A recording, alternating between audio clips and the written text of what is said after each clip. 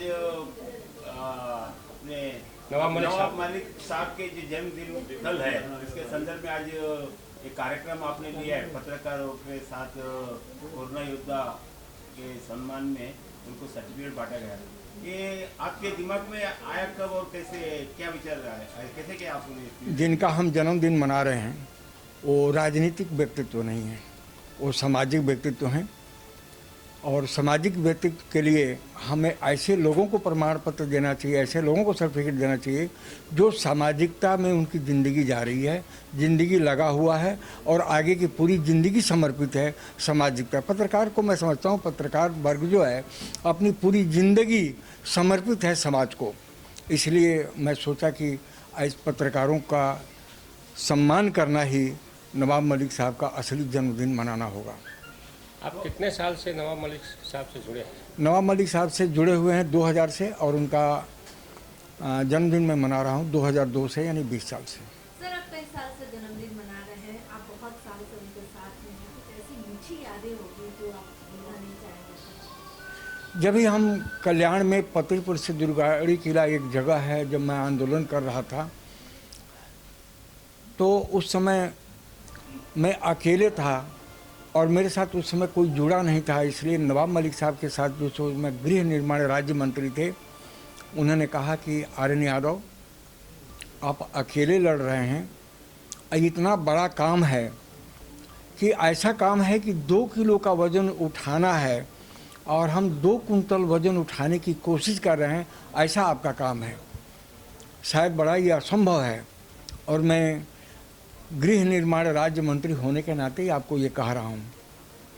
ये था 2020 का शुरुआत, और मैं उस समय उनसे कहा कि क्या ये मैं इसको आगे कर सकता हूँ, क्या कि मेरे को लगता है कि मैं कर सकता हूँ, ये आंदोलन से आपके माध्यम से ये गरीब लोगों का जिनका घर उजड़ रहे हैं शायद काम हो जाए। उन्होंने कहा चलो जाओ, और मैं अपनी पूरी जी जान लगा दूंगा, मेरी मंत्री पद रहे या ना रहे, लेकिन मैं गरीबों का न्याय दिलाऊंगा। वो बात मुझे आज तक याद है और शायद मैं ज़िंदगी में जब तक मेरी सांस रहेगी वो बात मुझे याद रहेगी। इसी तरह से पत्रकारों को बहुत से मुसीबतें आती है, तो कई सबको सहूलत मिलता है, जैसे टोल नाके पे हुआ या तो उनको इंश्योरेंस हुआ।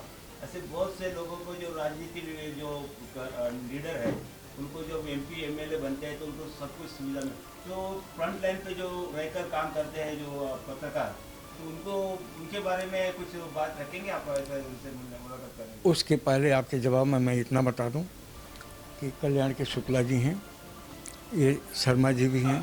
बहुत लोगों को पता है कि जब जब पत्रकारों को तकलीफ़ आई, किस तरह की तकलीफ़, यानी उनको दवा खरीदना है, हॉस्पिटल का बिल नहीं दे पा रहे हैं, हॉस्पिटल का इतना बिल हो गया कि शायद उनको प्रॉब्लम हो गई है। 3-4 घटना जितना आया और हमारे सामने आया, सब हमने हमने हल किया।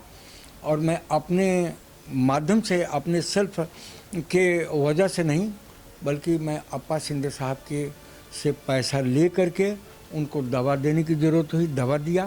केवल पत्रकारों के पक्ष में मैं कह रहा हूँ, दवा दिया। हॉस्पिटल का बिल भी देना पड़े तो बिल भी दिया। और बहुत से पत्रकार आज भी हैं जिनको 3-3 साल से मांगी दवा, उनके परिवार के किसी सदस्य को आज भी मैं दे रहा हूँ। यानी पत्रकारों के लिए जब जब किसी तरह की मेरे सामने कोई चीज़ अड़चने आई हैं, मैं उनको हल किया हूँ। चाहे वो नवाब मलिक साहब के माध्यम से करूँ, चाहे अप्पा शिंदे साहब के साथ करूँ, या कभी कभी अजीत दादा को भी मेरे को पकड़ना पड़ा और उनसे मैंने कराया, लेकिन कराया। सर, आपका ये भगीरथी प्रयास कब तक निरंतर चलता रहेगा? जब तक मेरी सांसें रहेंगी, जब तक मेरी सांसें रहेंगी।